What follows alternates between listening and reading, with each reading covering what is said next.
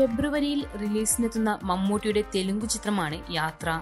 മുൻ ആന്ധ്രാപ്രദേശ് മുഖ്യമന്ത്രി YS രാജശേഖര റെഡ്ഡിയുടെ ജീവിതം പറയുന്ന യാത്ര ടോളിവുഡിൽ ഈ വർഷത്തെ പ്രധാന പ്രൊജക്ടുകളിൽ ഒന്നാണ്. സിനിമാ പ്രേമികൾ ചിത്രത്തിനായി കാത്തിരിക്കുമ്പോഴാണ് ചിത്രത്തിന്റെ അണിയറയിൽ നിന്ന് മറ്റൊരു വാർത്ത വന്നിരിക്കുന്നത്.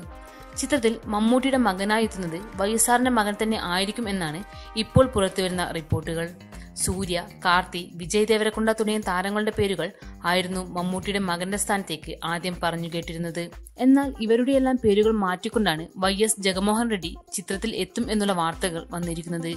എന്നാൽ രാഷ്ട്രീയത്തിൽ നിന്ന് മമ്മൂട്ടി ചിത്രത്തിലേക്ക് ജഗൻ എത്തുമോ എന്ന കാര്യത്തിൽ ഔദ്യോഗിക സ്ഥിരീകരണം ഉണ്ടായിട്ടില്ല.